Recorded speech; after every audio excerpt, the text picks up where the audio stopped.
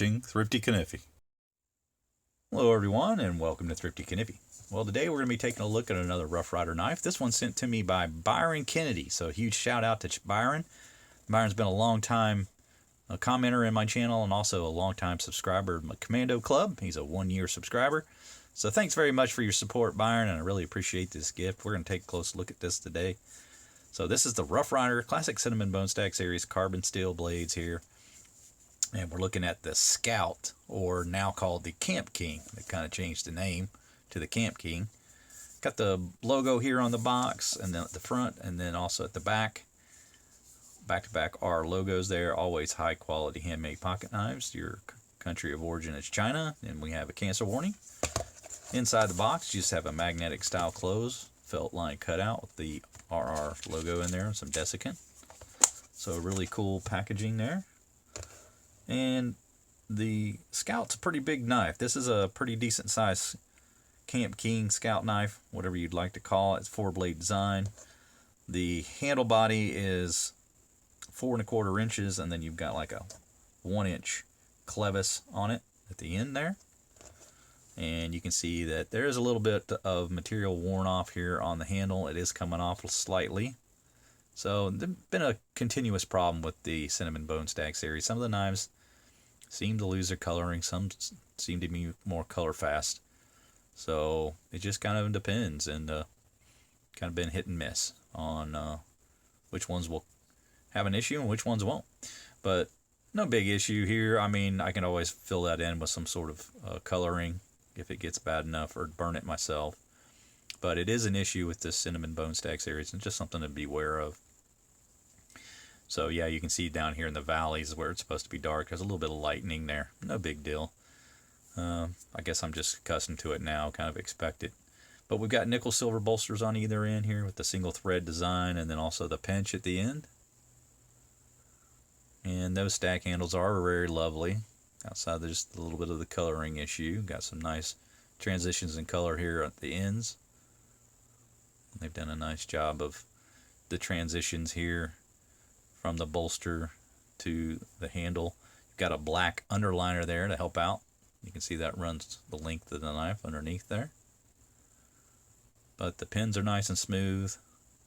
Not having any problems with the transitions. Everything feels good around the edges.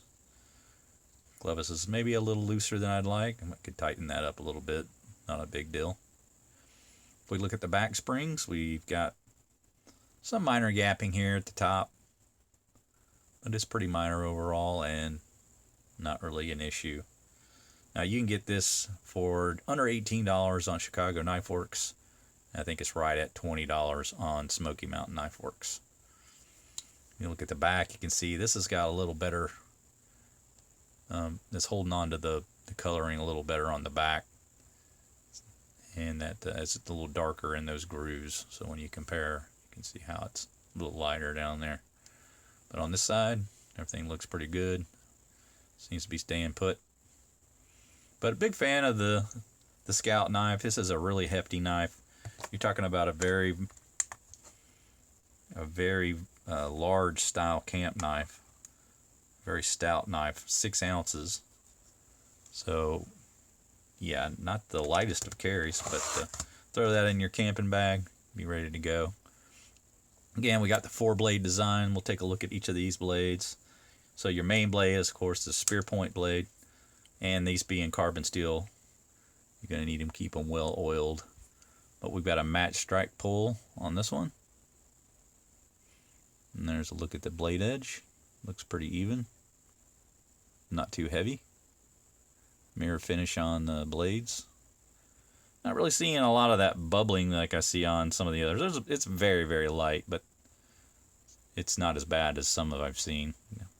These T10 carbon blades have a tendency to have a little bit of some little blemishes on the blade when you get them from Rough Rider with that T10, but they look pretty nice here. So on the back here of the main blade, we've got carbon steel written there, and RR2424, and then China below that. Then on the main side, got that Rough Rider logo there on the tang stamp. Half stops on these. Pretty decent pull. I'd say right about a 6. And they lock up well. Very large handle there. You can see there's plenty of room to work with. And you got that really decent size clip point blade.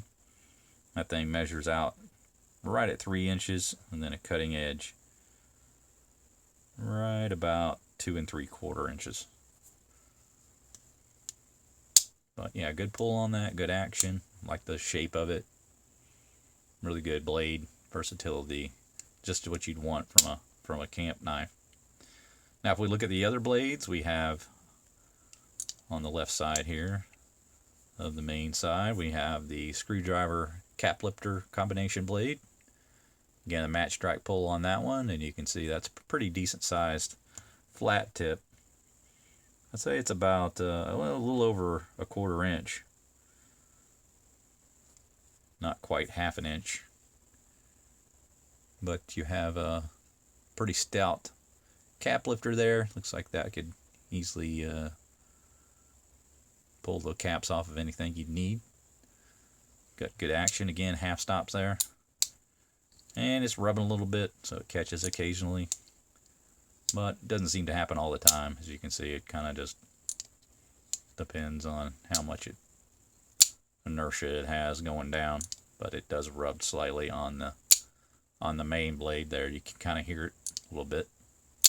Yeah. But not a big deal. And it just seems to be pretty minor. A little minor rubbing there. But not a big deal. Yeah, pretty happy with that. And so then you've got on your other side here a can opener blade. Pretty stout one. All these blades are kind of supersized because this is a pretty hefty size knife again. So there is a look at the can opener blade. You got a match strike pull on the mirror finished carbon steel. Again, you get the tang stamp, same as the main blade. And the pull on this one, it's probably about a 5. Locks up pretty reasonably. No issues there, no rub on that particular blade. No problems getting in and out. And then our final blade, we've got an awll blade. Now this one is probably the biggest disappointment, I think, for the blades. It's not particularly sharp. Going to need a little more sharpening if you really want to use as a tool to cut into leather like you'd want it to. But it is an awll blade, and you do have that little hole there for the sewing style, you know, if you're going in and out threading things. So that works, and it's got a nice wedge shape there on that blade. You can see the grind on that. But not particularly sharp and not particularly pointy. It does have a little bit of a taper there at the bottom there, so you can definitely poke it into something, but just going to be a little harder to do than if you had kind of given it a point. But good pull on this blade, probably the most stout of the 4 blades. I give that right at a 7. But good action on that, locks up really well.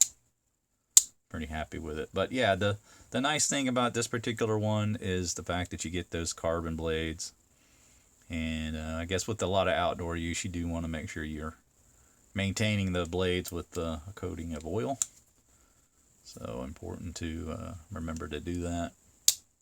And probably want to make that a food safe type oil if you're going to use it for any kind of cooking. So, or food prep. But yeah, just a quick overview there of the Cinnamon BoneStag Camp King. Interesting that they're calling that a Camp King now. I guess they must have acquired the name for that because previously they've just been calling it a scout knife. But really good stout knife. You can see it's really thick. Probably, what, 3/4 of an inch thick, if not more, with the handles. Yeah, definitely. Even more than 3/4 inches, but not quite an inch. So a really stout knife. Like I said, about 6 ounces. So it's going to be felt in your pocket.